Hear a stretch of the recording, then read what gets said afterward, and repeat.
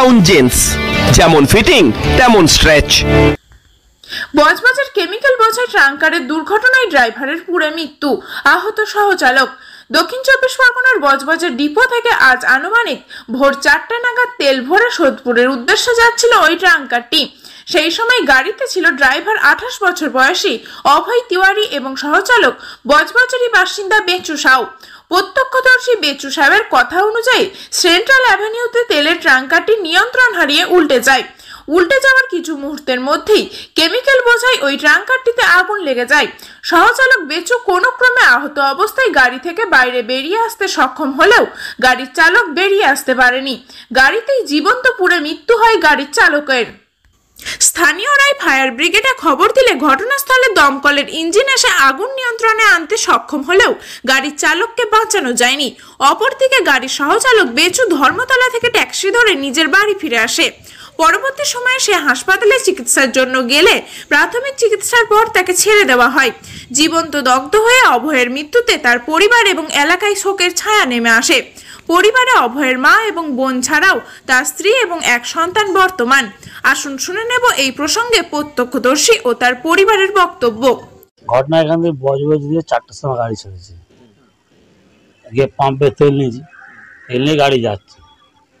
যেতে যেতে ধর্মতলা পার করলাম, স্যান্ডেলমুড়ি আছে, এমনি আপ ডাউন রাস্তা ছিল, একটু ও অতটা বুঝতে পারেনি, গাড়িটি পিক আপে ছিল, অতটা বুঝতে পারেনি, ব্রেক মেরেছে, কন্ট্রোল করতে পারেনি, ডান দিক বাঁ দিক করে তাও কন্ট্রোল করতে পারে, লাস্টে গাড়িটা পাল্টি খেয়ে গেছে। পাল্টি খাওয়া যাওয়ার পর আমি তো ভেতরে ছিলাম আর ড্রাইভারের ভেতরে ছিল, ড্রাইভার পুরো চেপসে গেছে। গাড়িটা কোন দিকে পাল্টি গেছে? গাড়িটা ডান দিকে পাল্টি গেছে, ড্রাইভারের দিকে। তারপর আমি কাঁচে লাথি মেরে বাইরে বেরিয়ে, তারপর দেখছি আগুন ধরছে হু করে। ঘটনাস্থলেই মারা গেছে? ও সঙ্গে সঙ্গেই মারা গেছে, বেশি সময় নেয়নি। তারপর আমি এখান দিয়ে তারপর দেখি ফায়ার ব্রিগেড কিছু লোককে বললাম, দাদা আর ফায়ার ব্রিগেড ডেকে দেন। তা 2টা লোক ডাকলো, ফায়ার ব্রিগেড এলো, 2টো গাড়ি এসে জল ফল মারছে, অনেক চলে গেছে, কারণ থাকার দরকার নেই। ওইখান থেকে ধর্মতলা এলাম, ধর্মতলাতে ট্যাক্সি ধরে বজে গেলাম। কি তেল লোড হতো? ওটা কেমিক্যাল। কোথা থেকে কোথায় যাচ্ছিল? এটা যাচ্ছিল তোমার আমাদের বজবজ স্কল দিয়ে বোটঘর সোদপুর দিয়ে। সোদপুরে যাচ্ছিল? সোদপুরে। তার যাওয়ার পথেই ঘটনা? যাওয়ার পথেই হয়েছে। আপনার কোথায় কোথায় ছোট হয়েছে? আমার এই হাত থেকে পায়ে ব্যাস। এই আপনার নাম? আমার নাম বেচু সাউ।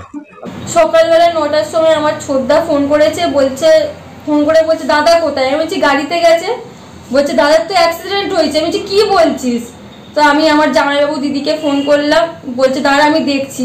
বলার পর আমি 4 নম্বর গেটে গেলাম, গিয়ে খবর শুনছি যে হ্যাঁ ওখানে ওর পুরো একটা দোকানদার বলছে যে হ্যাঁ স্পট ডেট। রাত্রির বেলায় বেরোনোর কথা ছিল 3টার সময়, তো 3টেই বেরোয় নেই, 4:10 ঘর থেকে বেরিয়েছে আর এই ঘটনাটা ঘটে গেছে। যেহেতু একদিন ছাড়া কোনোদিন 2:30-এর সময়, কখনো 3টে, 4টে, 5টা এরকম করেও গাড়ি ছাড়তো। 28 বছর বয়স ওর। হ্যাঁ আমার দাদার একটা বাচ্চা আছে, মেয়ে আছে আর বউ আছে, ওরাও আসছে, খবর দেওয়া হয়েছে, আসছে। আপনার নাম? আমার নাম হচ্ছে জ্যোতি তিওয়ারি। বজবজ থেকে প্রীতম চৌধুরীর প্রতিবেদন, খবর 7 দিন।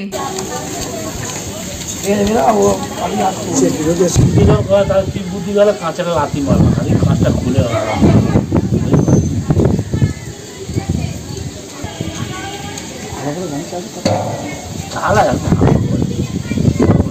কটা নাগাদ বেরিয়েছিল এখান থেকে? এমনই তাজা ও গুরুত্বপূর্ণ খবর পেতে খবর 7 চ্যানেলটি সাবস্ক্রাইব করুন এবং নোটিফিকেশন পেতে বেল আইকনটি টিপুন।